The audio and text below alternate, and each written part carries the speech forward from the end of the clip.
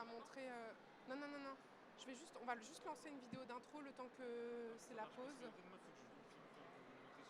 Ouais, filme-les eux, moi, c'est pas important, tu sais. En fait, on va passer de la vidéo de... Tu sais, quand ils parlent avec Kurt, les jumeaux, je sais pas si t'avais vu cette scène. Il y a toutes les langues qu'on a enregistrées, en fait. J'arrive. Bonjour. Bonjour, bonjour. Comment vous allez? Ça fait trop plaisir de tous vous voir aujourd'hui. Merci infiniment. Pour celles et ceux qui n'étaient pas là hier, moi c'est Camille, je suis responsable com France chez CD Projekt Red. Donc merci infiniment pour votre soutien, merci infiniment d'être là pour David qui a fait le voyage depuis la Pologne, rien que pour vous. Vous pouvez bien l'applaudir bien fort.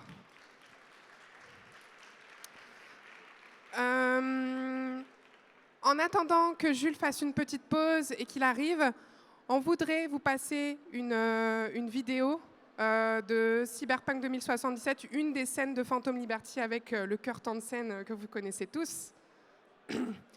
Et en fait, c'est pour vous montrer une intro sur l'enregistrement de toutes les langues de cette scène. Vous aurez toutes les langues qui vont passer. Voilà. Merci beaucoup.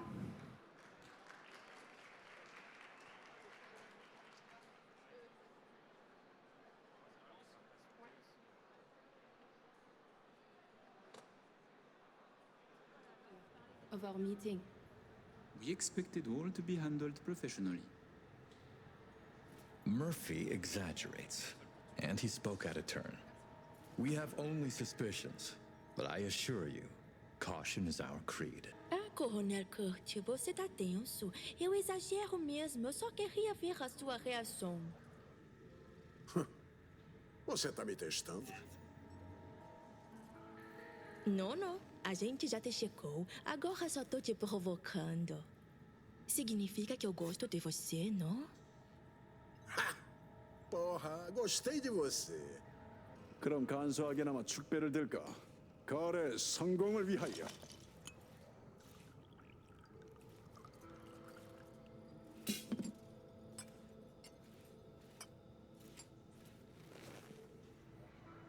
우리 일은 걱정하지 마, 대령. 건강이나 챙겨. 나는 괜찮아. Tú te lo pierdes, hermanito. Cambiando de tema. ¿Habéis disfrutado vuestra estancia en el Sapphire? Me han dicho que el bote era de los gordos. Espero que hayáis salido más ricos y contentos. Se puede decir que la cagamos un poco. Spiacente di saperlo. No, nessun problema. Ci rifaremo oggi, con gli interessi. Il Black Sapphire è il mio fiore all'occhiello. Ho lavorato sodo per renderlo una tappa obbligata per l'elite di Night City. Oh, bevor ich es vergesse. Wie es scheint, haben wir eine gemeinsame Freundin. Sie meinte, sie erinnert sich an dich. Aus deiner Zeit in La Santé. Meine Güte, du hast ja wirklich überall Kontakte, Colonel. Und wer genau ist diese Freundin, die sich an mich erinnert? Raquel. Ich soll dich von ihr grüßen. Sie saß im Hochsicherheitstrakt im C-Block. Du erinnerst dich doch sicher an ihr Rattentattoo. 想套我话可没有那么容易。没错。我在牢里用的假名字。也没错。那还真是对不起，我呢，不认识什么 Rocco。Przy okazji, prosiłaś mnie w Black Sapphire o kontakt do tego typa od mody. Przypomnij mi. Chodziło mi o krawca Kerego Eurodyna. Jest bardzo efektowny, ale nie przekracza granicy kiczu. No tak. Moda to nie mój temat, ale to da się zrobić. Będę potrzebował jeszcze tygodnia. Oj. もう大丈夫よ。大佐、私たちは武器売買には手を出さないポリシーなの。そうか。だがそんな大層なものじゃない。紹介役になって一度だけ情報を提供してくれたらいい。そうだな。20万エディでは。それなら考えてもいいわね。ル・コレクティフと関係を築きたい。Je suis désolée, colonel, mais vous mettez le doigt dans le mauvais trou. Ah oui? Mais vous êtes célèbre à Paris. Vous devez avoir des contacts. Disons qu'on a nos différends avec le collectif. Comme vous avec les NUSA. On a plutôt tendance à se faire la guerre qu'à faire l'amour. Je vois. Je vous remercie pour votre honnêteté et pour la métaphore.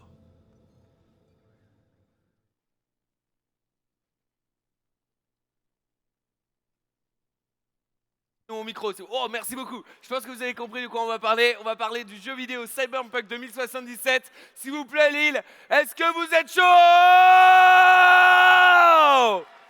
Trop bien. Il y a des fans de Cyberpunk 2077 ou pas? Il y en a qui connaissent pas du tout? Honte à vous monsieur. Non, je rigole. Bienvenue, vous allez découvrir un univers incroyable. Et pour ça, je ne serai pas seul ici sur le plateau, bien évidemment. Je serai accompagné de 2 personnes. Une première personne qui travaille chez CD Projekt Red, qui est Localization Manager. Il va nous expliquer c'est quoi son métier exactement. Je vous demande d'accueillir avec énormément d'applaudissements le grand, le beau, l'incroyable. Tu me dis si j'en fais trop, hein. David Trieux, s'il vous plaît. Bonjour à tous. Bonjour David. Comment ça va? Ça va bien, merci. Je suis ravi de t'accueillir ici. Tu travailles chez CD Projekt Red. Grâce à toi, Cyberpunk 2077 est dispo en français. Grâce à toi, il y a des anecdotes incroyables sur le jeu. On va parler de tout ça. Ton micro, mets-le bien en dessous de ton... Ouais. Voilà, nickel. Tu peux t'asseoir si tu veux. Okay. On sera plus détente comme ça. Attends, marche. je te mets bien. Voilà, mets-toi ici, face au public. On est bien. Et enfin, on va accueillir... Vous savez, qui a joué à Vie féminin dans Cyberpunk 2077? Bah vous la connaissez forcément. Voix française de Vie féminin dans Cyberpunk 2077. Merci d'accueillir Julie Dras, s'il vous plaît. Salut Julie. Enfin, rebonjour. On s'est vu ce matin, effectivement. Tiens Julie, mets-toi là, tu seras mieux, je pense, que caché derrière la télé. Oui, bien sûr. Vous la voyez bien? Oui, trop bien. Tout le monde a ses lunettes? Oui, trop bien. Bah nickel. Je suis ravi de vous accueillir tous les deux. On va parler de peut-être l'un de mes jeux vidéo préférée, je ne mens pas quand je le dis. J'ai plus de 300 heures de jeu, je tiens à te dire. J'ai passé des heures incroyables à Night City. Je suis pas le seul, j'ai posé la question juste avant. Il y a pas mal de joueurs qui ont passé des heures dessus. Ouais. Toi, Julie, tu as passé des heures et des heures en studio d'enregistrement. Tu vas nous raconter tout ça, toutes les anecdotes. Et toi, David, tu es un petit peu l'homme grâce à qui on a une super vie féminine dans le jeu. Tu es un petit peu l'homme grâce à qui tout cet univers est ultra cohérent. J'ai dit que tu avais un métier avec un nom ultra complexe à expliquer. Déjà, est-ce que tu peux nous expliquer un peu c'est quoi ton métier exact? Qu'est-ce que ça veut dire Localization Manager? La parole est à toi. Alors en gros, moi je suis chef, enfin en français c'est chef de projet localisation. Du coup, je supervise tout le côté traduction et en fait j'ai une attention particulière sur la supervision de la version française de tous les jeux de CD Projekt Red. Ouais. Mais je m'occupe aussi d'autres langues en parallèle où je fais juste de la gestion de fichiers en fait, comment implémenter les fichiers de traduction et les fichiers de voix enregistrés dans le jeu pour que ce soit qu'on puisse le tester. Pour qu'on puisse le tester, ok. Trop bien. Toi Julie, comédienne de doublage, est-ce que j'ai besoin de préciser c'est quoi ce métier exactement? Alors, encore une fois, pour moi, c'est toujours bizarre de dire comédienne de doublage. Je suis juste comédienne en fait. Je suis comédienne et j'ai interprété ce personnage et j'interagissais sur chaque réplique avec David. C'était David et le DA, Stéphane Bollaert, en tout cas vraiment au départ, qui m'a rencontré, casté, m'a présenté à David et David a validé. Mais en fait, vraiment, j'étais en interaction avec eux sur chaque réplique. Sur chaque réplique. Et t'en as eu de nombreuses. Je ne sais pas, je n'ai jamais compté. En fait, je crois que V, il y a facilement 15 000 à 20 000 fichiers pour V. 15 000 à 20 000 fichiers audio. Oui, je me rappelle qu'à un moment, il y avait un chiffre comme ça. On devait tout faire sur un week-end, parce qu'après, je prenais l'avion, je partais à New York. Et il restait ce jour-là, c'était un samedi. J'avais travaillé toute la veille et je voyais les chiffres comme ça défiler. Et je pense qu'on était à ce moment-là autour de 10 000 et quelques. Et en fait, après, il y avait encore, ce n'était que la moitié, alors que je croyais que c'était la fin. Quand on parle de fichiers audio, 15 000, 20 000, ça paraît impressionnant. On fait combien en une journée à peu près? En moyenne, je sais que ça va différer et tout, mais juste pour que les gens se rendent compte un peu de la montagne de travail que vous avez effectué tous les deux. Bon, en fait, un jeu tel que Cyberpunk, sans compter Phantom Liberty, il y a à peu près il y a à peu près 80 000 fichiers audio. Si on compte les deux V, hommes et femmes, ça représente à peu près 700 000 mots. Il faut savoir que, à titre de comparaison, le premier recueil de nouvelles du Sorceleur, Le Dernier Vœu, c'est à peu près 100 000 mots, donc c'est 7 fois la taille du Dernier Vœu. Punaise, j'allais dire un gros mot et je vais pas dire de gros mots, mais waouh, punaise. Mais mais en gros, pour répondre plus précisément à ta question, Par jour, quand on faisait des 8 heures par jour de record. Ouais, mais en gros, dans une cadence normale, on est à 70 lignes enregistrées par heure à peu près. Ok. Mais ça dépend du type. Après, ça dépend de la contrainte, s'il faut être en STC, s'il faut que je matche avec Jean-Pierre Miquel. Alors là, tout d'un coup, si c'est de la cinématique, ça prend beaucoup plus de temps. D'accord. Sinon, en fait, on va refaire la prise pour des questions de jeu la plupart du temps, à moins qu'il y ait un problème purement technique ou un problème, j'ai mal prononcé un nom ou il y a eu un accent qui n'allait pas. Mais globalement, on le refait que pour le jeu.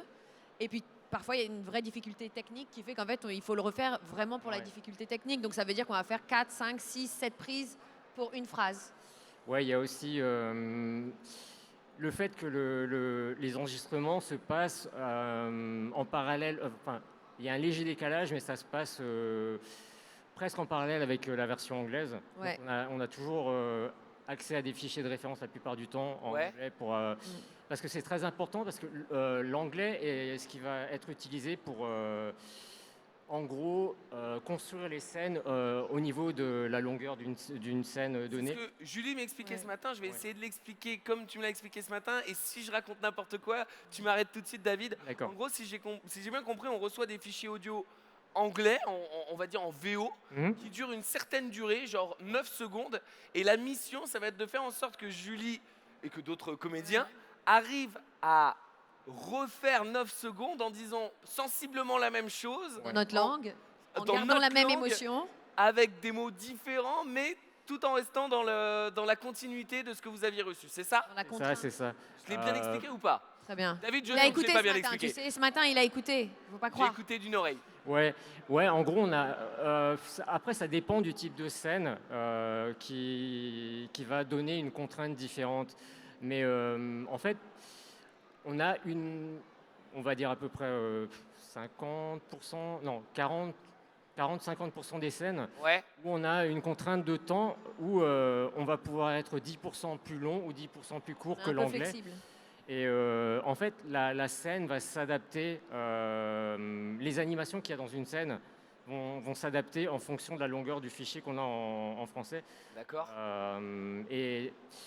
Et du coup, c'est un truc qui nous permet de ne pas compromettre au niveau de la qualité, alors que si on n'avait que des scènes où c'était strictement la longueur en anglais, comme on a le français, une langue qui est généralement plus longue que l'anglais, au moins 20% plus long en règle générale. D'accord. On a des tournures de phrases et des mots qui sont beaucoup plus longs, alors qu'en anglais, on aura une syllabe. En français, tout à coup, on se retrouvera avec 4 syllabes. Et du coup, c'est des fois au niveau timing, si c'est un timing strict, pour retranscrire la même idée, on est obligé des fois de décourter. Et ça peut nuire au sens. Et du coup, on essaie vraiment de le faire sur un minimum de scènes possibles. Alors, je tiens à vous dire rapidement, le travail est totalement réussi, hein, parce que je pense qu'ici, on est plusieurs à avoir joué au jeu, et honnêtement, c'est un plaisir incroyable de se balader dans Night City en VF. Moi, je ne l'ai pas fait dans d'autres langues, donc de toute façon, je ne sais pas ce que ça donne dans les autres langues. Mais en tout cas, en VF, on est immergé totalement. Juste rapidement, David, est-ce que tu peux nous expliquer un peu ce que c'est la localisation et qu'est-ce qui est différent par rapport à la traduction? Parce que j'ai l'impression que c'est deux choses un peu différentes. C'est un peu compliqué à expliquer. En fait, la localisation, dans le sens le plus large du terme, c'est adapter un produit quel qu'il soit pour que ça parle aux gens d'une zone géographique donnée. D'accord. Ou d'une culture donnée. Et en fait, quand c'est appliqué à la traduction, c'est plus difficile à définir parce que, par définition, un bon traducteur doit déjà être capable de localiser tout ce qui est référence culturelle, tout ce qui est, par exemple... Est-ce que, par exemple, dans le jeu, en VO, il y a des refs à, j'en sais rien, à la pop culture, à des choses bien spécifiques en VO. Et toi, en français, tu t'es dit, ça marchera pas traduit comme ça, je vais demander à Julie de faire autre chose. C'est lui qui faisait, hein, d'ailleurs. C'était pas moi. C'est toujours lui qui est venu avec les références équivalentes pour que ça fonctionne. Ouais, en fait, j'ai plus nécessairement toutes les références en tête pour Cyberpunk. Je sais pas si tu en as en particulier, Julie. Mais adapté beaucoup de choses, enfin que tu avais adapté beaucoup de choses parce qu'on entendait l'original et ça n'avait rien à voir en fait. Ouais. Mais il fallait trouver une façon que ça ait le même impact. C'est ça, des fois c'est des petites choses comme des tournures de phrases où si on traduit littéralement mot à mot comment c'est écrit en anglais, ça n'a aucun sens pour nous. Ça n'a aucun sens, ouais. C'est des expressions même. Ou des fois il faut qu'on introduise une idée mais dans un ordre différent de celui en anglais. Donc c'est-à-dire que si il y a 3 lignes de dialogue qui se suivent, ça, au niveau global, on va retransmettre la même idée sur ces 3 lignes de dialogue, mais elles seront pas. L'idée ne sera pas transmise dans le même ordre qu'en anglais, par exemple. Je vois très bien ce que tu veux dire. En vrai, c'est clair dans ma tête. Mais après, si tu veux, par exemple, sur The Witcher 3. Le premier projet sur lequel j'ai travaillé quand j'ai rejoint CD Projekt Red, c'était Blood and Wine, donc la deuxième extension de The Witcher 3. Excuse-moi, mais The Witcher 3, Cyberpunk 2077, ça va le CV on est tranquille, David? Ça va. C'est tranquille, hein, j'ai l'impression on travaille sur 2 mastodontes du jeu vidéo, on est bien là. Hein. Non, mais pour moi, c'est un plaisir en fait. La qualité d'écriture qu'on a en anglais fait que ça donne. Et puis le travail que font les traducteurs aussi en français me donne une base de travail pour vraiment. Polir davantage le texte avant qu'on passe en studio pour que ce soit le plus propre possible. Ouais, mission complètement réussie. Ouais. Julie, au niveau du doublage, au niveau de la comédie, toi tu es comédienne. Beaucoup de gens pensent que, en fait, interpréter un personnage dans un jeu vidéo ou dans une série, pour moi c'est le métier le plus complet du comédien. En vrai, tu as le droit d'interpréter, dans ta carrière, tu auras aussi le droit d'interpréter une poubelle, qu'une personne, qu'une vieille, qu'une jeune fille, etc., qu'un héros de jeu vidéo.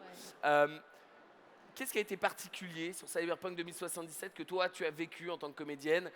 Déjà, peut-être rien que le fait d'avoir moins d'éléments visuels pour t'accrocher? Ouais, en fait, c'est vrai que...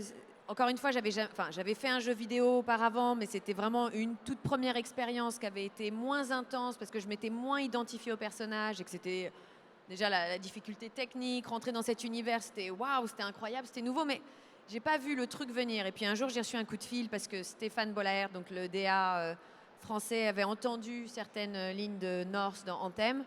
Il me dit, écoute, voilà, j'ai ce casting, est-ce que tu veux venir? Donc, mais je savais pas du tout à quoi m'attendre, il m'a rien dit. Et donc j'ai débarqué et là j'ai vu quelques visuels où déjà j'ai vu une meuf badass qui déchire tout. Je me dis waouh, la meuf elle est.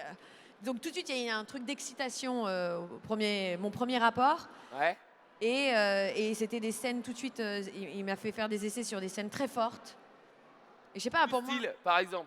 Du style, un exemple. Avec Jackie, c'était des premières scènes avec Jackie. Ah oui. Et donc il y avait tout de suite un truc comme ça très puissant entre nous. Et je sais pas, il y a eu, je sais pas comment expliquer à part avoir un coup de foudre. En fait, j'étais dans la cabine et puis il s'est passé un truc. Je savais qui elle était, instinctivement, je savais comment elle allait réagir. Et on a testé des trucs et je suis partie. Bon, je savais qu'on était plusieurs dessus. Et puis tout d'un coup, il m'a appelé, il m'a dit, écoute, c'est bon, c'est toi, on y va. Donc je savais pas trop comment ça allait. J'avais pas compris que ça allait être des mois d'enregistrement. J'avais pas compris la somme de travail. J'avais pas compris non plus l'ampleur d'émotion, l'extrémité des scènes, la violence, l'engagement que ça allait demander. Et c'est vrai que. Pour moi, ça a été. Enfin, encore une fois, le médium change. Oui, d'accord, j'étais dans une cabine, mais pour moi, en fait, la difficulté, elle est exacte. Enfin, le challenge, l'excitation, le plaisir, la difficulté, c'est exactement la même que si je suis devant une caméra. Je me dis pas, encore une fois, je vais moins jouer, moins donner parce que je suis derrière le micro. Ouais, et puis, la même exposition. Ouais, c'est le même métier. Hein. C'est la même chose, et t'es brûlé de la même manière. Donc voilà, pour moi, ça a été une expérience très puissante Parce David que c'est très bien écrit, surtout. Ah, et bah justement, on va venir. Mais David, comment ça se passe un casting? Pourquoi t'as... Alors, pas, je vais pas te dire pourquoi t'as choisi Julie, parce que... En fait, c'était une erreur, je me suis trompée, je voulais l'autre meuf. Moi, je voulais l'autre, mais j'ai eu le numéro de Julie. Bon, finalement, J'ai pas trop compris pourquoi ils m'ont envoyé Julie Drey. Non, comment ça se passe un casting? T'as fait attention à quoi? Comment on choisit les comédiens? Quels sont les... Comment tu t'es... Comment c'était? Bah, en gros, moi, comme je passe énormément de temps à lire des textes et à lire des descriptions de personnages, comme j'ai accès à toutes les informations avant tout le monde. Et ça c'est... En fait, quand je lis pour la première fois des lignes de dialogue, je m'imagine déjà en anglais, je m'imagine déjà comment ça se retranscrirait en français par rapport au personnage, son âge, son sexe, sa profession, si on a un background sur qu'est-ce qui motive ce personnage. Au fur et à mesure, en fait, j'ai une idée d'une voix que je voudrais pour un personnage donné. Ok. Et avec Julie, en fait, quand j'ai écouté ces extraits de casting, Mais c'est V. Voilà, c'est exactement ce que j'avais en tête. Ça peut pas être quelqu'un d'autre. C'est génial. Autre question qui me vient à l'esprit au moment où tu me racontes cette anecdote. J'imagine... En fait, ce matin, moi, j'ai jamais joué V féminin, tu vois, dans le jeu. J'ai toujours joué V masculin parce que j'avais envie d'être RP, mais j'ai appris en discutant avec Julie que le V masculin en français et le V féminin en français n'avaient pas du tout la même façon d'impacter le monde de Night City, n'avaient pas la même façon... Même les conflits, de gérer la négociation. Ouais, C'était une volonté de ta part aussi? Non, c'était une volonté de l'équipe de développement qui s'est occupée de la narration et des quêtes. C'est d'offrir quand même une légère différence entre l'approche masculine et féminine. Ouais. D'accord. Elias et moi, après, je crois que c'était aussi des choses qui naturellement... Enfin, de toute façon, ce qu'on a apporté au personnage est quelque chose de nous qu'on a apporté. Et je pense que naturellement, Elias avait un rythme, une énergie, un détachement, un truc, un swag, un truc comme ça très cool, qui donc a été absorbé naturellement par son interprétation. Et moi, dans mon cas, j'ai apporté un autre truc. Mais c'est vrai qu'au final, je trouve ça plutôt intéressant de se dire, en fait, je peux redécouvrir le jeu avec une autre énergie. Oui, tout à fait. Ouais. C'est vrai qu'Elias a vraiment apporté sa petite touche à V-Homme et Julie à V-Femme. Du coup, on a vraiment... Julie, elle me disait ce matin qu'elle avait tout de suite compris la personnalité de... Enfin, selon ma vision, bien Selon ta évidemment. vision, J'avais mon interprétation de V. Mais je trouve ça génial, en vrai. C'est vrai qu'après, avec David, David était toujours là pour me guider parce qu'il avait aussi des infos que j'avais pas parfois sur certaines situations. Comme par exemple, est-ce qu'il y a un truc qui te revient ou pas? Je sais que c'était pas hier, tu vois, l'enregistrement, mais est-ce Non, mais il y a plein de moments, il me dit en fait tu échanges avec ce gamin, mais ce gamin c'est ça son histoire, et après tu vas le retrouver là. Donc c'était m'expliquer un peu le contexte de comment les rapports allaient évoluer avec les différents personnages. Mais finalement, c'est vrai qu'il y a eu beaucoup de moments où il me disait tiens, j'entendais le fichier, je le faisais. David disait plus comme ci, plus comme ça. Tiens, non, peut-être elle est un peu plus réfléchie. Et puis tout d'un coup, il y avait un moment où j'ai dit non, mais attends, mais moi en fait, je veux le faire comme ça. Je suis sûre que c'est comme ça qu'elle le fait.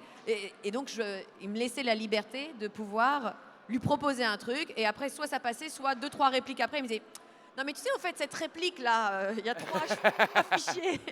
Je me sentais super mal à chaque fois. J'étais là, je suis désolé. Tu sais, au fait, je suis désolée, mais en fait, il y a 3 fichiers. Je peux réécouter. Ça veut dire, en fait, je veux la version que je t'ai demandé. Mais donc, c'était comme ça un back and forth où on pouvait essayer des choses. C'est vraiment un véritable travail d'équipe. C'est vraiment... Il y a une équipe de traduction. Enfin, déjà, il y a la qualité d'écriture d'origine. Oui. Ouais. Ensuite, il y a tout ce qui est adapté en français. Il y a moi qui repasse par derrière avant qu'on arrive en studio. Et après, il y a les comédiens et il y a les DA qui sont là vraiment super impliqués. Et quand il y a quelqu'un comme Julie qui peu à peu vraiment devient V littéralement, ce qui fait que à plusieurs reprises, en fait, comme tu le disais, Julie, tu me disais non, V, elle dirait pas ça comme ça, elle le dirait comme ça. Et en fait, ça me faisait réfléchir. T'as raison, en fait. C'est plus naturel de le dire comme ça. Des fois, c'est juste des petits trucs, genre une formulation qu'il faudrait juste encore modifier un petit peu pour que ça sonne plus V. Je kiffe vous entendre parler comme ça. Il y a des, toi, Julie, il y a des, tes yeux, ils pétillent. Les tiens aussi, David, pour le coup. Autre chose, Julie disait, j'aime beaucoup cette anecdote où elle me raconte, elle me dit, ouais, il me raconte que je suis en train de parler avec un enfant. Cet enfant, je vais peut-être le croiser plus tard et tout. Tout ce stock d'informations que tu avais dans ton esprit, David, comment on gère tout ce stock d'informations? On le gère pas, on est en travail. Non, en fait, moi, bon, c'est moins sexy de le dire comme ça, mais le gros de mon outil de travail, c'est Excel, des fichiers Excel partout. Du coup, j'ai des listes de personnages, je sais qui est connecté à qui. Du coup, ça me permet de vite fait, dans le doute, avoir un petit truc quand je relis. J'essaye d'ajouter autant de commentaires que possible. En fait, on a des commentaires de direction en anglais. Mais des fois, quand je trouve que ça apporte un plus, j'en ajoute en français aussi pour dire que tel personnage a telle charge émotionnelle à un moment donné. Pour aussi dire que, ok, attention, ce bloc de dialogue-ci, si on choisit cette réponse, ça sera ce bloc de dialogue-là. Donc, il faut que le flot de la conversation soit cohérent. On n'ait pas l'impression de passer d'un état à un autre. C'est ça. Et bah, en tant que joueur, hein, et je te le dis pas parce que tu es à côté de moi, c'est rare que je pleure devant un jeu vidéo. Et honnêtement, à la fin, j'ai pleuré. J'ai même rechargé ma sauvegarde parce que j'étais pas content du choix que j'avais fait. J'étais tellement dans l'histoire, j'étais en mode non, je veux pas cette fin. Et après, j'ai rechargé et fait non, je veux pas cette fin. Enfin, vraiment, merci pour les émotions, carrément. Je crois qu'on a une vidéo de bande rythmo. Ouais, si on pouvait la passer. On va passer la petite vidéo de bande rythmo. C'est juste pour vous montrer un petit peu... à quoi ça ressemble. Ouais. J'ai hâte de voir ça. Ça, les amis, il y a qui sait que vous allez voir ça. Donc vraiment, profitez de l'exclu, ça fait plaisir. Ça sera juste au-dessus de nous dans quelques secondes. On les a pris un peu au dépourvu. Si vous avez des questions, j'essaierai de vous faire passer le micro à un moment. Mais voilà. This is it. Trust me. You know I do.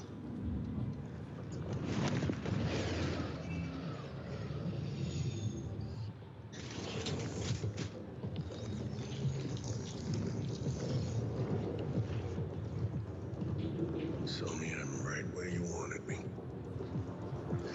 Now tell me, I'm out of this goddamn town. Nobody on you. Just caught surveillance cams. Adios, Night City. Somi, il y a un des passagers qui est armé. On est peut-être compromis. Tu peux pirater le système. Somi. Est-ce qu'on ferait pas Somi en Oui, je vais le faire. Je vais le faire. Non, mais c'est pas une interrogation. Il comprend ce qui se passe à ce moment-là, pour moi. Il sait ce qui se passe. Alors, peut-être le faire. Mais je vais le faire différemment. Voilà. Je l'ai raté. On a les petits commentaires. Hein. Ouais, c'est juste pour vous montrer les réactions. Tu peux pirater le système.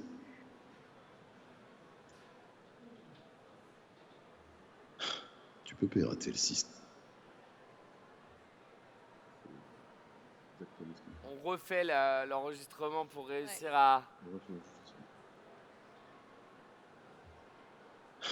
Tu peux pirater le système. Somi. Est-ce qu'on peut faire un Somi un petit peu plus sombre? D'accord. David? Ouais, là malheureusement ma voix est pas passée. Il comprend qu'elle. Est-ce qu'il comprend qu'elle le trahit? Bon, on peut garder celui-là à ce moment-là, sans problème. Ça me va très bien. Et on part sur la dernière réplique de fermeture. This is it. Trust me. Tu sais bien, Koé.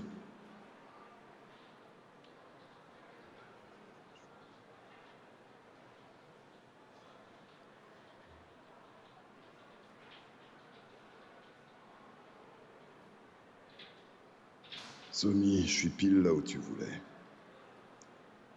Maintenant, dis-moi que je vais quitter cette putain de ville. Nobody on you. Just caught surveillance cams. Adios, Night City. Should be back in the homeland by 2 a.m. Ouais. Et toi alors?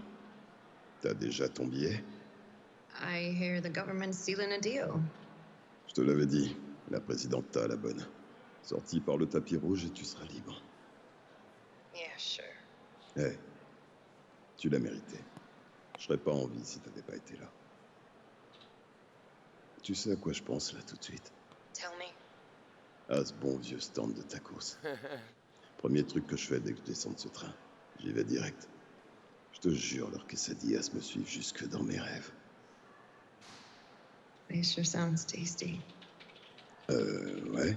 C'est même toi qui me l'as fait découvrir. Yeah, I remember now. Waouh. Quand tout ça sera fini, il faut vraiment que tu prennes un peu de repos. Somi, tu m'entends?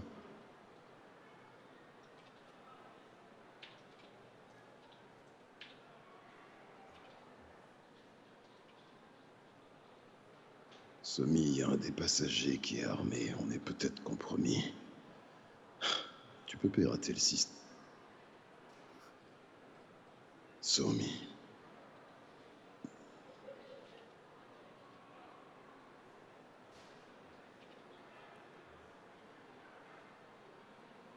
Je serais pas en vie si t'avais pas été là. C'est impressionnant. Oui, j'entends des applaudissements, vous pouvez applaudir. Hein.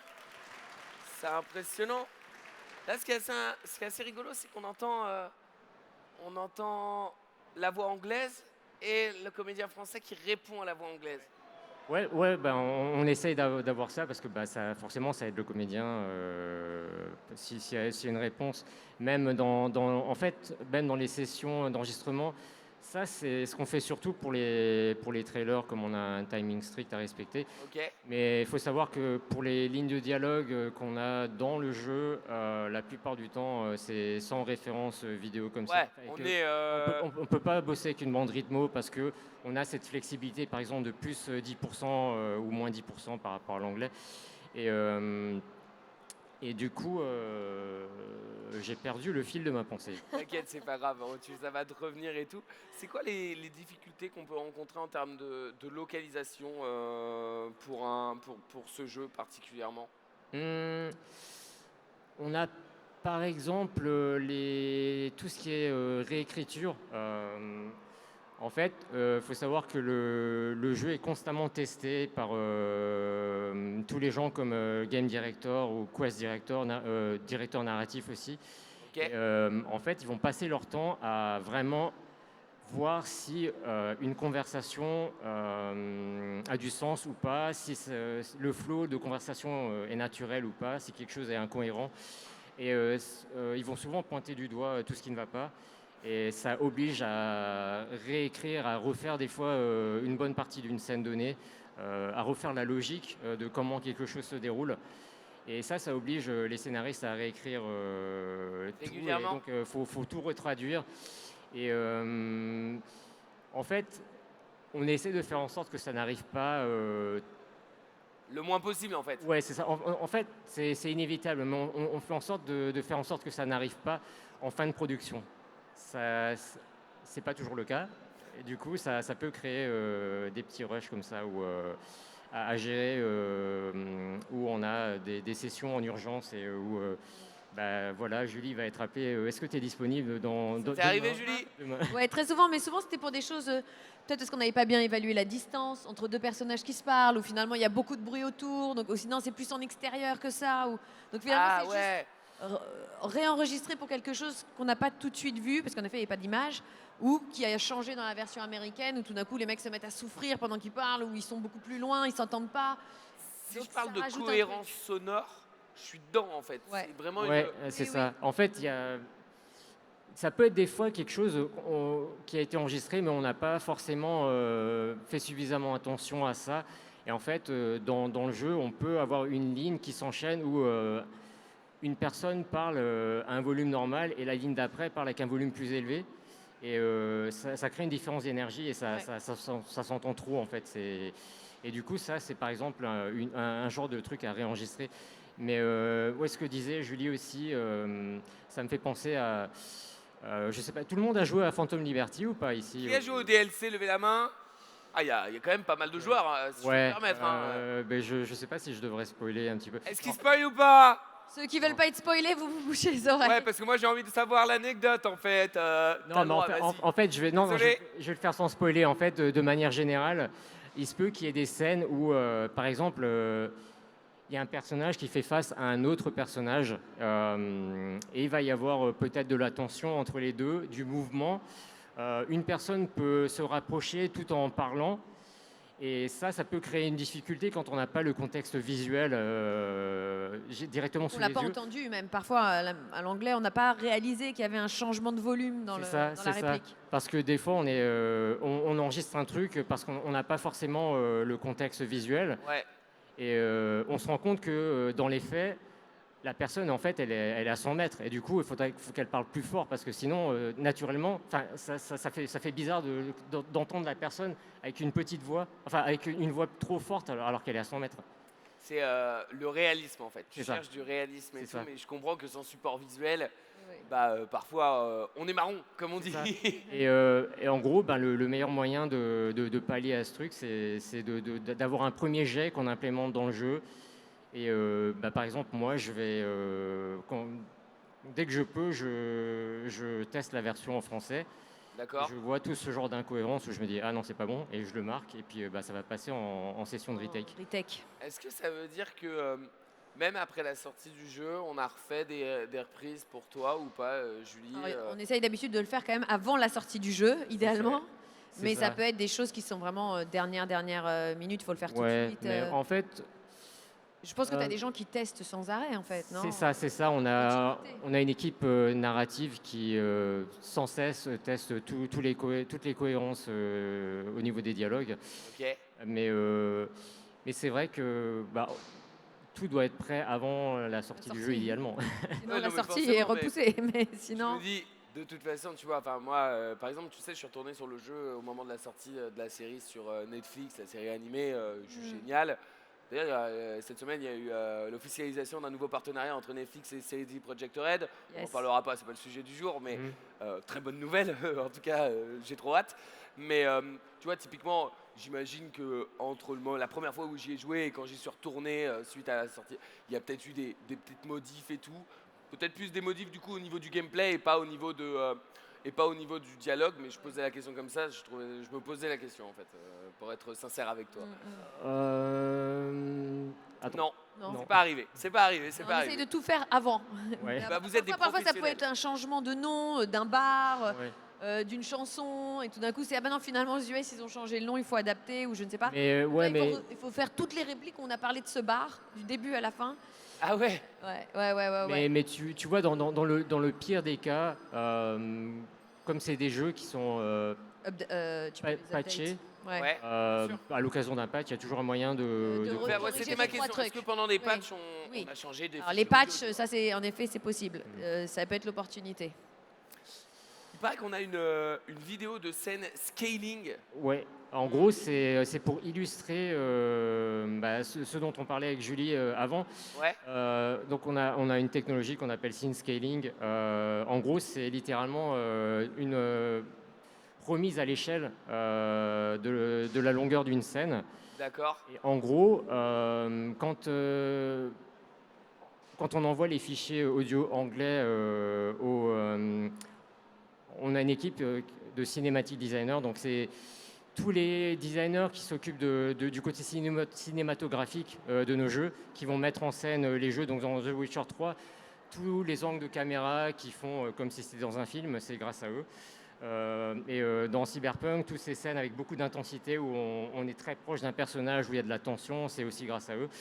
Et en gros, toutes les animations qu'il y a dans ces scènes-là doivent avoir un timing précis.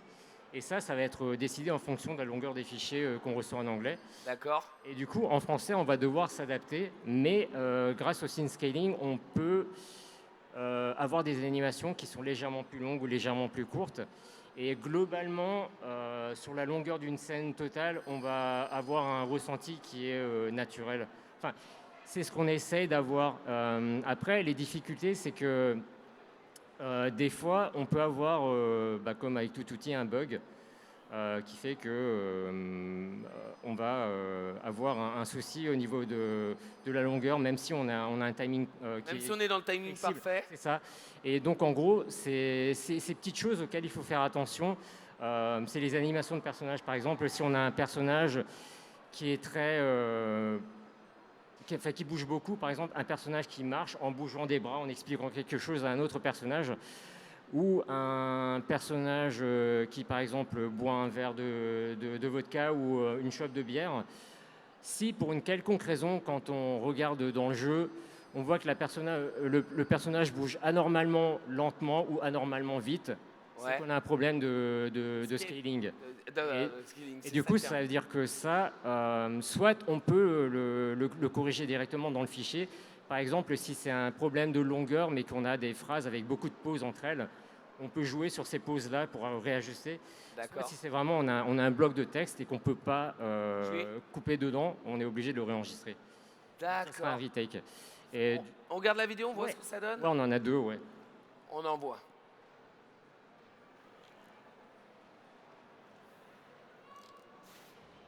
J'ai constaté ces dernières semaines. Biométrique, carte traumatique, monstre de séquence, collaborateur, chauffeur, chef de la sécurité, sa maîtresse, le mari de sa maîtresse, tout y est. Exploiter ses Je comprends ce que tu veux dire. Caméra platine ne pose plus de problème. Vous l'avez dit vous-même, j'ai plus de qui va me défendre. Qu'est-ce qui se passera si je refuse? Ne posez pas de questions stupides. Je ne vous laisse pas le choix. Prenez ça aussi.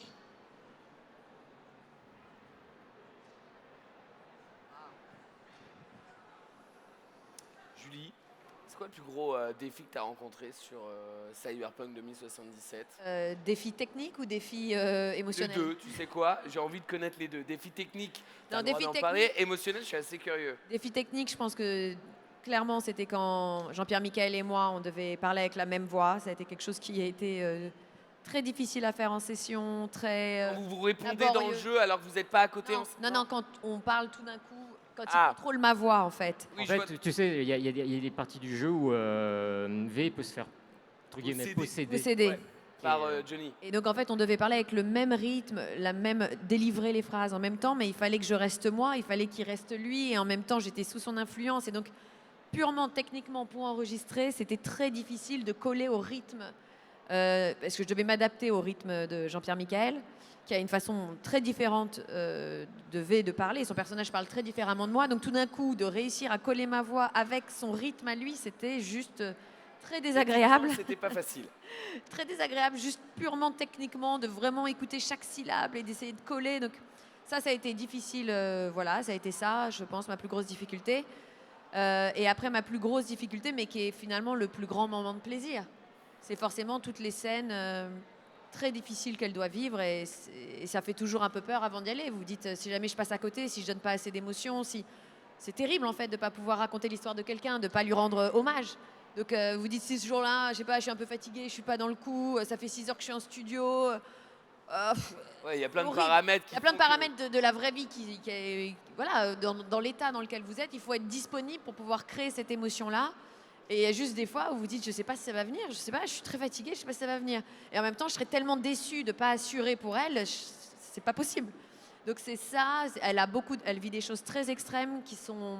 Il y a un moment dans le jeu qui, toi, particulièrement, t'a demandé plus d'émotion, quelque chose qui t'a touché, qui t'a marqué Je pense, j'en ai parlé plusieurs fois ici, je pense aussi parce que c'était le début de l'aventure et que Jackie est mort, c'était pour moi... Ça, c'est pas cool. Hein. Ce moment-là, il est pas cool, hein, vraiment. Hein. Il n'y avait rien à faire, on pouvait pas, il n'y avait pas d'autre option. Et donc c'est vrai que comme c'était le début de l'aventure, c'était un truc vraiment dramatique pour moi, pour elle. C'est quelque chose qui m'a beaucoup marqué par la suite. Il y a eu beaucoup d'autres choses dramatiques qui lui sont arrivées. Mais étrangement, ça a été un truc qui, moi, particulièrement, j'ai eu peur parce que j'étais juste derrière le micro et j'ai eu peur de ne pas pouvoir être aussi authentique que ce que je souhaitais pour elle. Après, je me rappelle très bien de ce moment. On a arrêté, c'était avec Stéphane et Stéphane, il était vraiment le DA. On savait qu'on avait ça dans la boîte et c'était bon. Mais voilà. Et en même temps, c'est le moment où la mort de Jackie, c'est le moment où V devient vrai V et qu'il y a une vraie, où ça la libère. un vrai développement de personnage. Oui. Il devient enfin le mercenaire de Night City et tout. Tout à fait, ouais. C'est un grand moment que j'ai détesté vivre, mais qui est un bon moment du jeu. On va En pas même se temps, mentir. c'était le but de faire ressentir ce genre d'émotion. Eh ben, c'est tout à fait réussi. Et d'ailleurs, tu vois, tout à l'heure, quand on voyait les cinématiques et tout, c'est vrai que c'est une vraie puissance, je trouve, du jeu, c'est l'immersion. Tu vois, comme dans tous les jeux, il y a la possibilité de passer les dialogues et tout. Globalement, je sais pas si vous l'avez fait vous, mais moi, je l'ai très peu fait parce que j'aime ces moments où j'ai l'impression que c'est moi qui suis à Night City, j'ai l'impression que c'est moi qui rentre qui rentre chez les fixeurs. J'ai des petits détails que je trouve très cool. Je suis au téléphone avec une fixeuse. J'arrive dans le bureau en même temps. Elle est en train de me téléphoner en même temps. C'est ultra réaliste. Enfin voilà, je trouve ça assez fort. Merci beaucoup de nous avoir partagé ce petit moment d'émotion et tout. Toi d'ailleurs, David, est-ce qu'il y a un moment qui t'a marqué au niveau de l'émotion, même si de par ton poste à ce moment-là, quand vous enregistrez et tout, est-ce qu'il y a des moments particuliers pour toi? Il y en a tellement que... Celui que, pas David de CD Projekt Red connaît, mais celui que David, le petit moment, toi, ton petit moment qui t'a touché. Non, mais il y en a vraiment eu plusieurs. Genre, oui, la mort de Jackie, comment Julie et comment Elias ont joué, c'est super, super marquant. Il y a aussi Pascal Montpez qui a joué Songbird dans Phantom Liberty. Ouais. Je spoile pas, mais c'est juste pour dire, elle est incroyable aussi. Elle va vous faire ressentir des émotions si vous n'avez pas joué, c'est incroyable. C'est bientôt les fêtes de fin d'année, hein, c'est peut-être ça qu'il faut demander, le DLC de Cyberpunk 2077. Je vous le souhaite en tout cas, moi j'ai kiffé, donc je pense que... Ouais, il y a des moments comme ça quand une ligne a été finie d'enregistrer, le DA, moi, l'ingé son, on était tous silencieux, quoi. Silence incroyable, c'est génial. Il y a un autre aspect dans tous les jeux CD Projekt Red, aussi dans Cyberpunk 2077, c'est tout ce qui est culture. La culture prend un espace important dans vos jeux, David. Ouais. Comment ça se passe? En fait, c'est vrai que ça a été quelque chose où on a essayé de vraiment le faire bien en français, parce que les VF, où on utilise des personnages qui ont un accent particulier, c'est plutôt rare et plutôt atypique. Et en fait, nous, on s'est dit que si on voulait le faire, on va le faire bien. Donc, par exemple, pour Hanako Arasaka ou Yorinobu Arasaka, on a des acteurs qui sont vraiment japonais, mais qui savent parler français aussi. C'est trop bien. Du coup, on les a dirigés. Et, voilà, ça a donné... Hanako fait partie des personnages aussi que j'adore dans le jeu, en français. Même si elle parle mal de temps en temps. Parce que... Ouais, non, mais... Parce que la comédienne Azuki Hagino, elle est géniale aussi.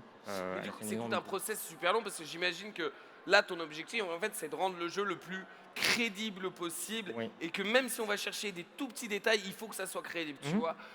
Mais du coup, c'est un travail monstrueux, ne serait-ce que dans le choix des comédiens. Le cast doit durer des heures et des heures et des heures et des heures. Trouver tous les comédiens. C'est des semaines même pour trouver les bons acteurs. C'est des semaines. Ils cherchaient des acteurs avec des accents et ils trouvaient pas. Il fallait relancer un casting. Parce que tu voulais pas un truc qui fasse.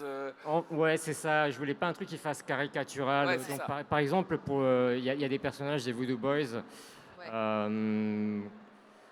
Qui ont donc l'accent d'Haïti. Et en fait, on a vraiment essayé de se focaliser sur des comédiens plutôt originaires des Antilles, qui ont plus l'oreille pour ça, et on leur faisait écouter des lignes de dialogue qui étaient en créole haïtien. Et puis ils nous disaient « Ah, c'est pas pareil qu'en Guadeloupe ou en Martinique, mais je connais des petits trucs et ça me parle en fait, et je peux le faire. »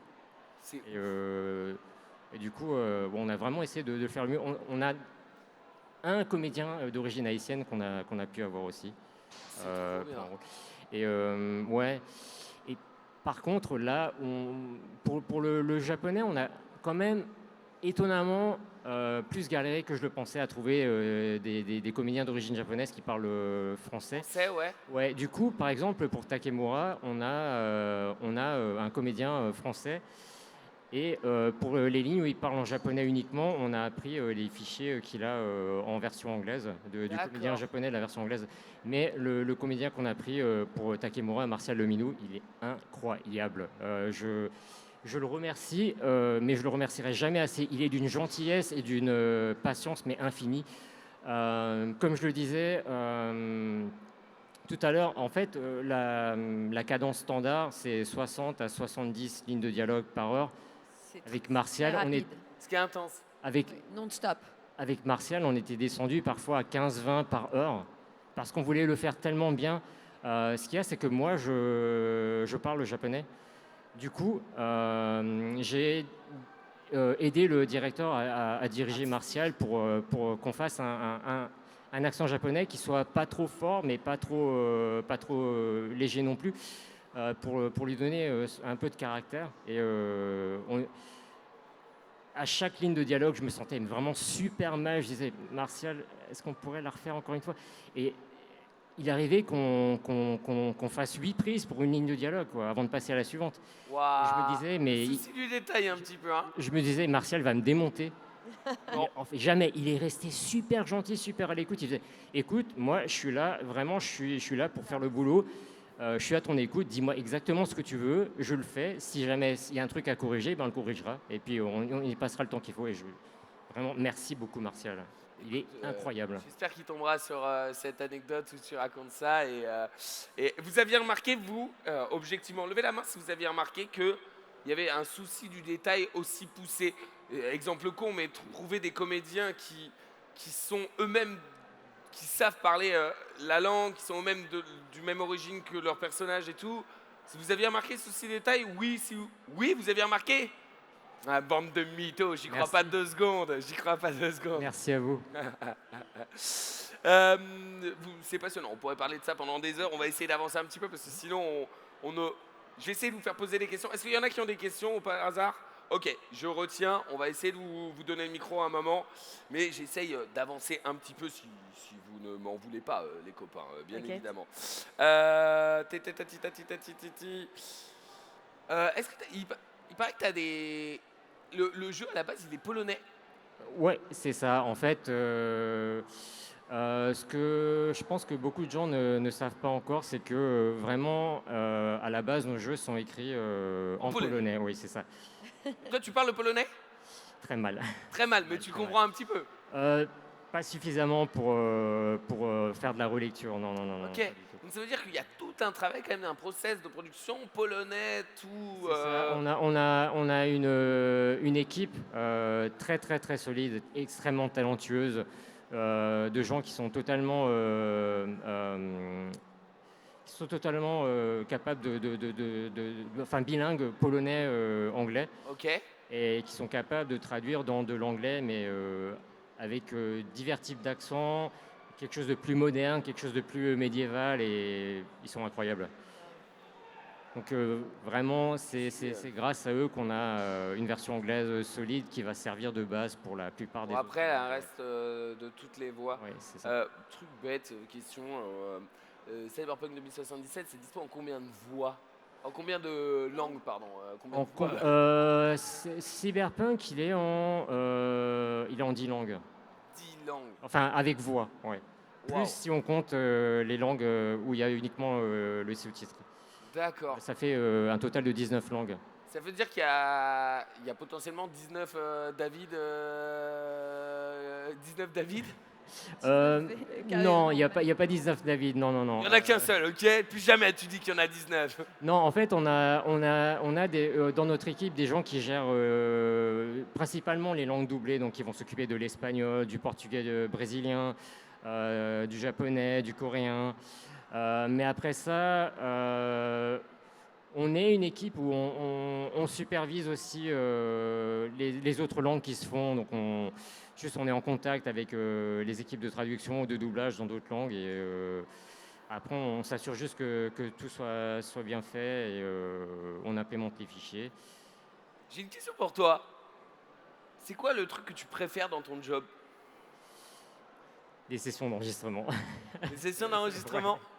Parce qu'en fait, c'est là où les lignes de dialogue prennent vie.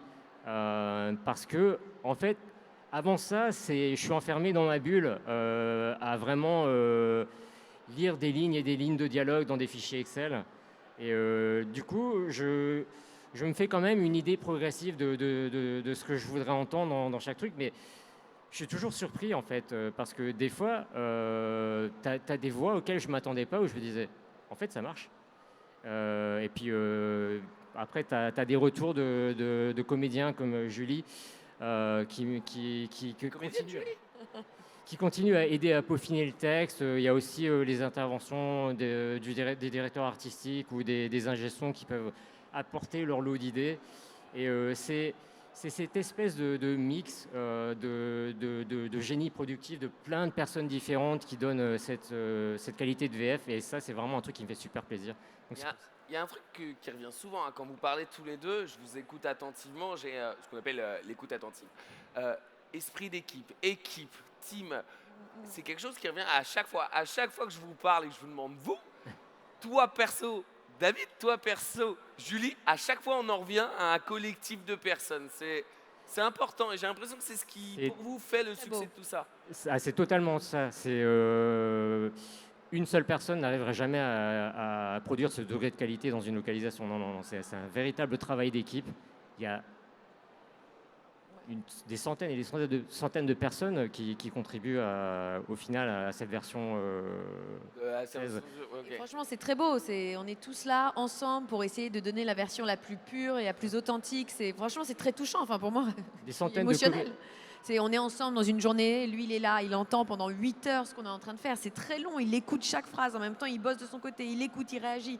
Et nous on cherche. C'est vrai qu'à la fin de la journée, je sais pas, il y a cette confiance qui se construit entre nous, de me dire, tu sais quoi, peut-être que moi j'étais pas sûre, mais si David il était content, c'est que c'est bon, le niveau il est là et on a fait un truc bien. Et on repose les uns sur les autres et franchement, moi je rentrais chez moi, j'ai une vie de folie, quoi. T'as une vie de vie. Excellent. C'était gratuit, vous inquiétez pas. C'est vrai que c'est beau. Tu te dis, putain, tu es avec des mecs incroyables qui ont du talent. On est là, on se bat, on essaie de faire un truc qui est fort, qui est vrai. C'est beau, c'est magnifique.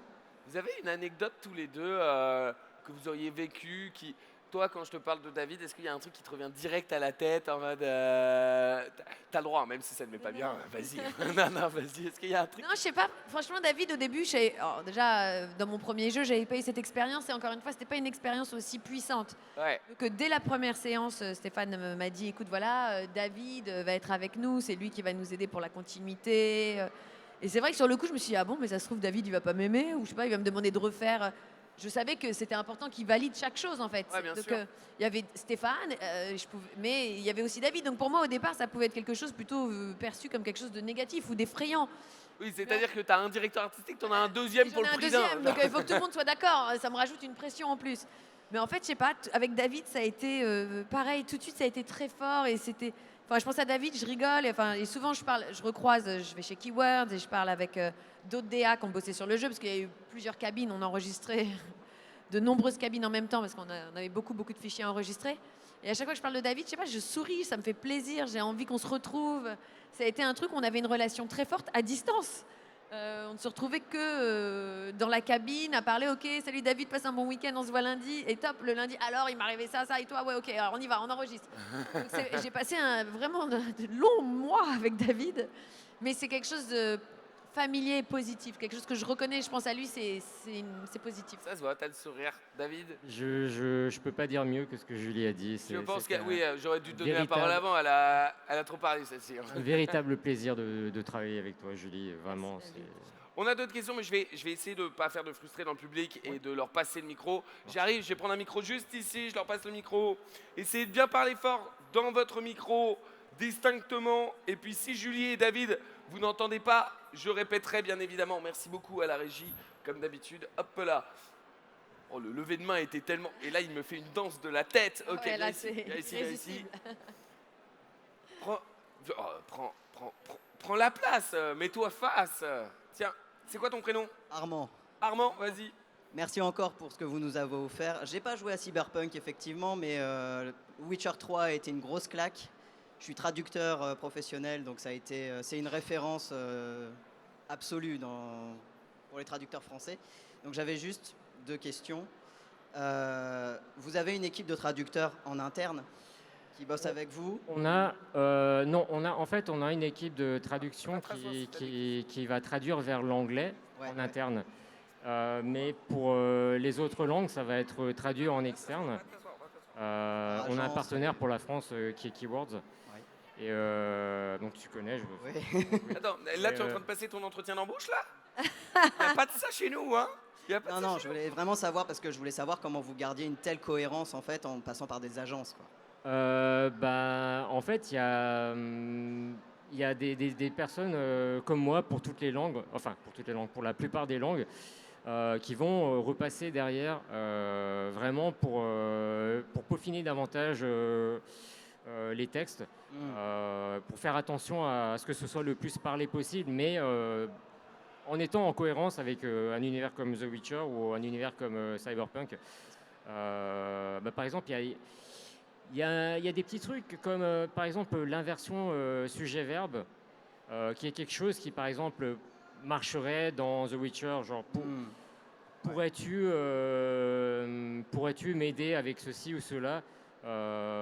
Cyberpunk, ça passe pas ça. Non, dans Cyberpunk, ça serait est-ce que tu pourrais m'aider avec ça? Et c'est ce genre de petits détails auxquels il faut faire attention. C'est vrai que dans Cyberpunk, des fois, je retrouvais beaucoup d'inversions verbe-sujet où je me disais non, on ne parle pas comme ça dans la rue, quoi. Donc il faut changer. Non, parce que sinon, après, Julie, elle me tape. Ouais, c'est possible.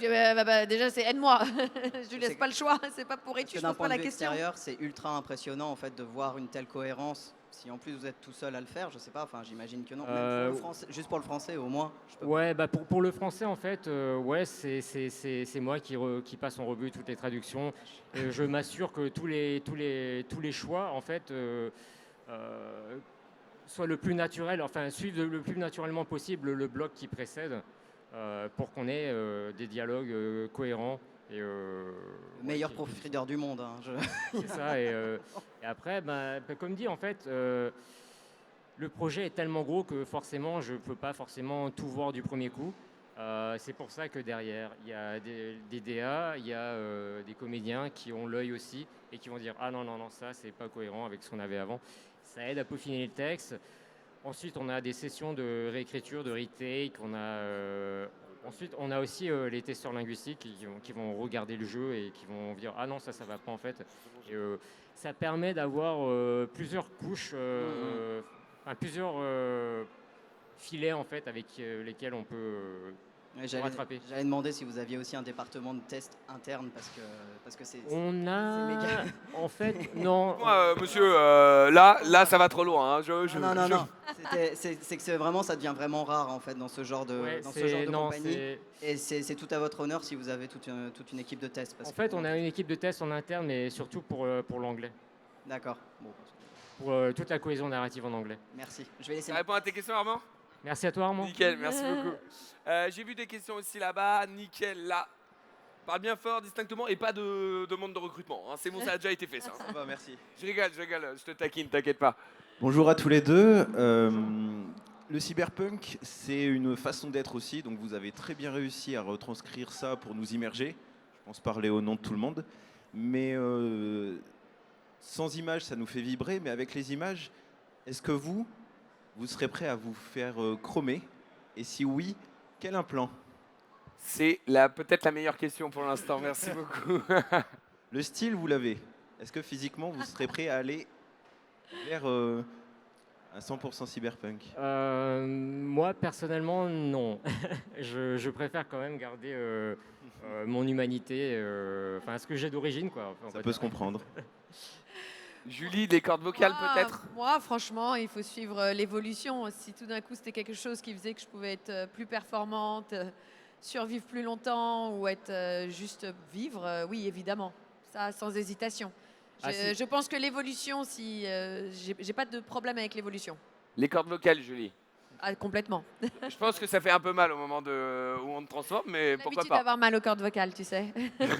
Peut-être juste s'il y a un boost de cerveau pour pouvoir relire des dialogues plus vite, ça m'aiderait dans mon travail. Ouais, je pense que tout le monde voudrait ça aussi. Mais c'est bien d'avoir les deux points de vue parce que les deux points de vue se valent complètement. Merci. Merci. Merci à toi. Merci à toi pour ta question. J'ai vu aussi là-bas au fond, rapproche-toi un petit peu parce que... Merci beaucoup. Vous êtes deux. Bah, très bien. Mettez-vous à la suite. Vas-y, première question. Ok, je te remercie.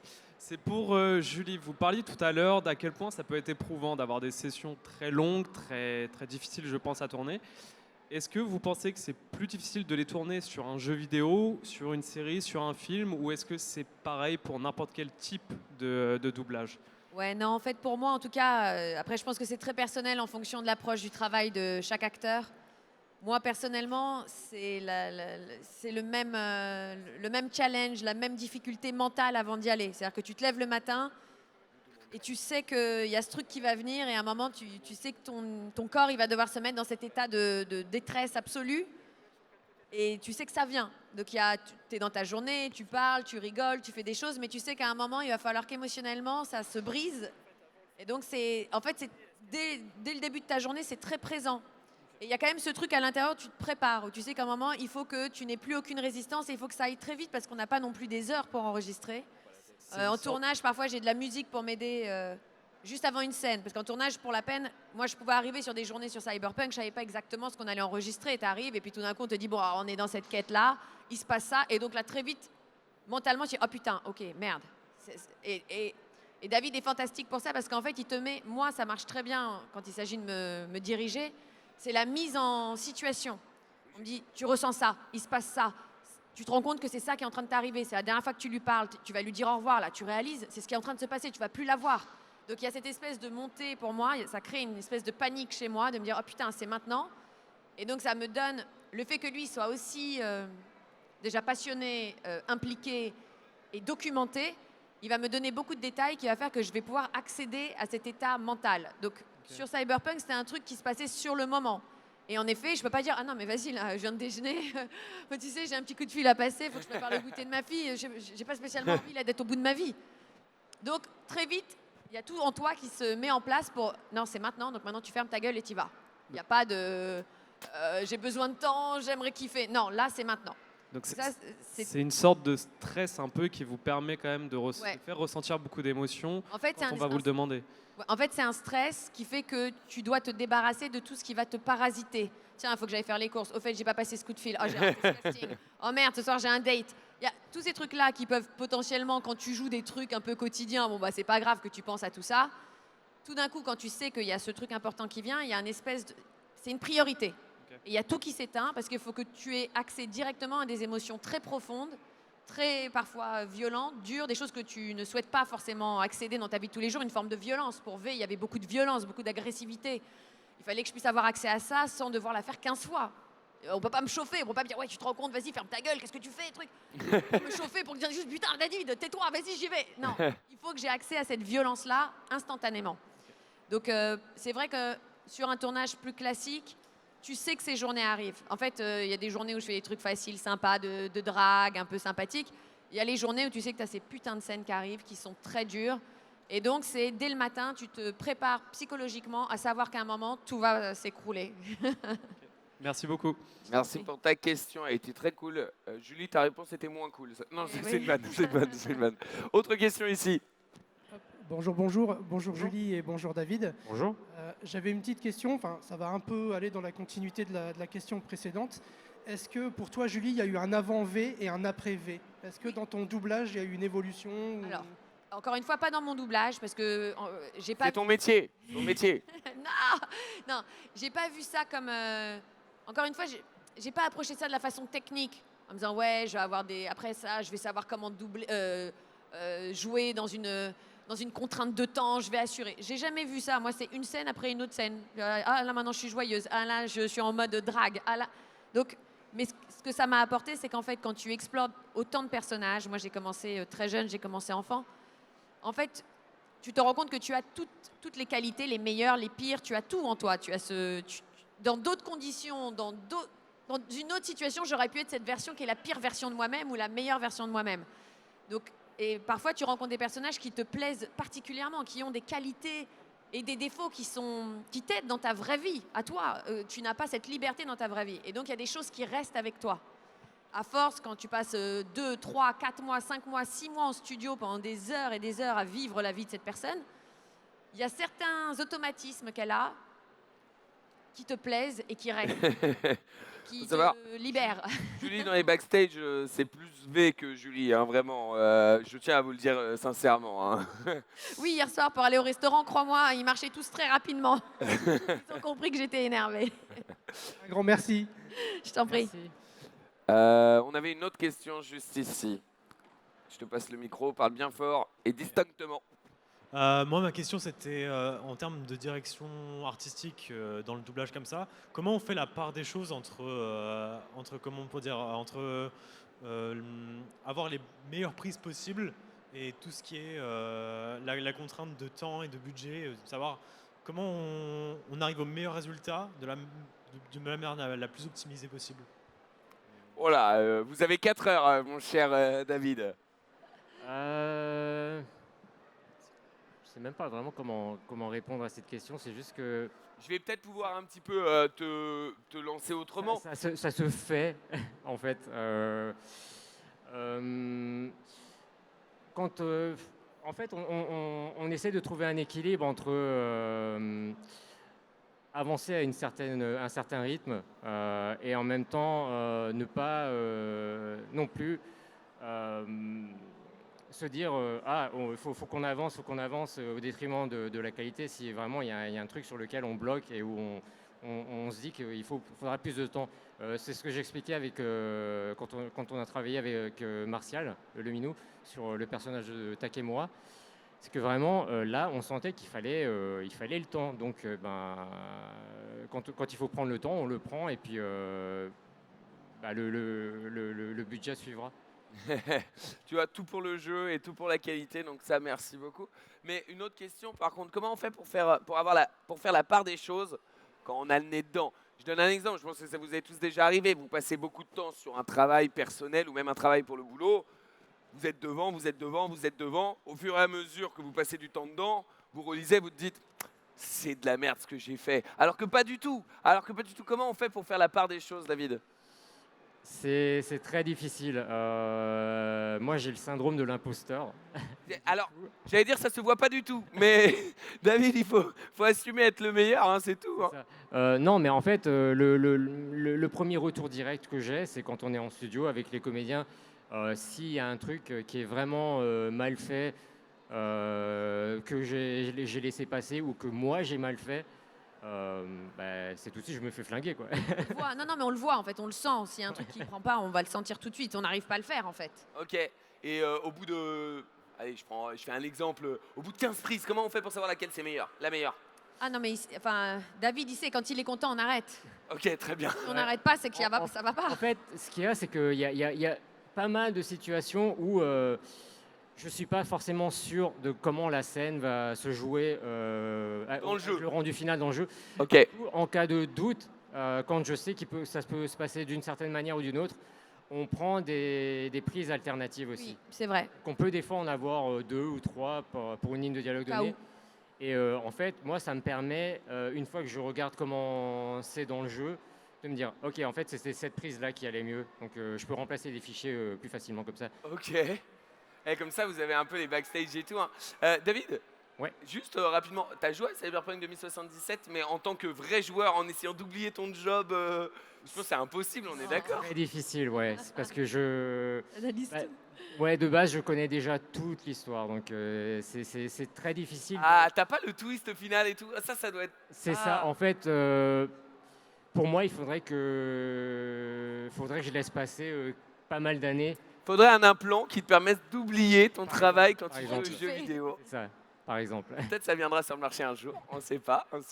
Et d'autres questions par là, je crois? Ouais, j'avais vu là-bas, j'arrive. Je vais essayer de faire passer le plus de monde possible, mais je préviens, il y aura des frustrés forcément. Je suis désolé pour ça, hein, vraiment. Nom, prénom, numéro de carte bleue, et puis après tu peux poser ta question. Ok. Bonjour à vous deux, merci d'être venus. Alors une petite question très simple. Si vous avez la possibilité d'oublier ce que vous venez de faire autour du projet de Cyberpunk 2077, est-ce que vous le feriez? Est-ce que vous oublieriez? Si oui, qu'est-ce que vous changeriez plutôt par rapport à ça, ou qu'est-ce que vous ne changeriez pas? Pourquoi pas? Tu veux dire en tant que joueur ou en tant que... Non, dans votre job. Ah oui. Genre une partie qu'on n'aime pas, qu'on aurait voulu... on aurait voulu donner une autre alternative, par exemple, ce genre d'idée? J'ai mal formulé ma question. Oui. Ouais. Si vous avez la... Non, je déconne. Vas-y. Si vous aviez la possibilité d'absolument tout oublier autour de ce projet, est-ce que vous le feriez pour le refaire? Si oui, qu'est-ce que vous changeriez? Oh. Vous avez 4 heures, voire 5 si tu veux, David.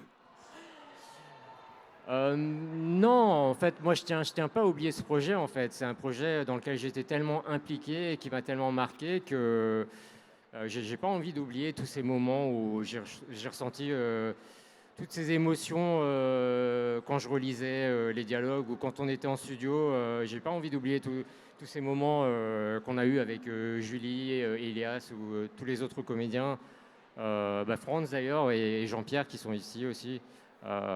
C'était vraiment des excellents moments et non, pour rien au monde en fait, je tiendrais juste à oublier tout ça pour pouvoir refaire le projet d'une manière différente.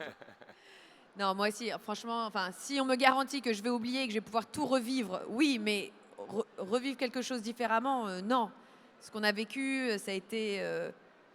encore une fois, c'est venu comme une surprise. Je ne m'attendais pas du tout à rentrer dans cet univers de cette manière-là et de ressentir tout ça, mais ça a été exceptionnel. C'est vraiment un des projets dont je suis le plus fière dans ma carrière. Donc non, je ne changerai rien.